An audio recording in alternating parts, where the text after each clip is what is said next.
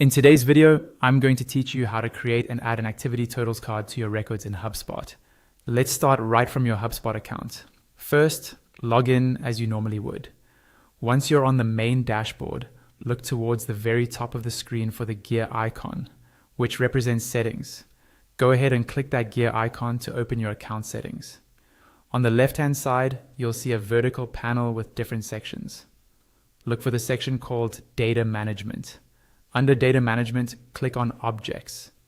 This is where you control how different records, like contacts, companies, or deals, are set up in your account. At the top of the Objects page, you'll see a drop-down menu that lets you choose which type of record you want to work with. You can pick whatever is relevant to you, but in this example, we'll use contacts. Select contacts from that drop-down.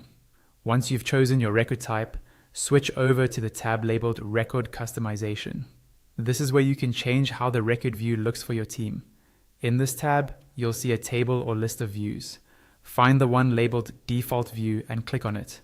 The page will reload and open up the default view editor for the record type you selected. In this editor, you'll see three main panels on the screen.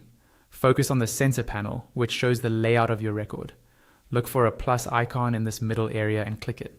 When you do that, a drawer will slide open from the right-hand side of the screen. In this right-hand drawer, you'll see a search bar at the top.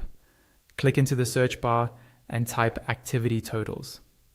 After a moment, you should see Activity Totals appear in the search results. Next to it, click the option that says Create Card. The right panel will refresh and show you the settings for this new card.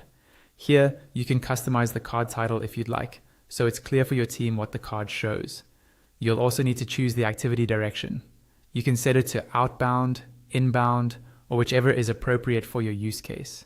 When you're happy with the title and direction, scroll to the bottom of the right panel and click Save.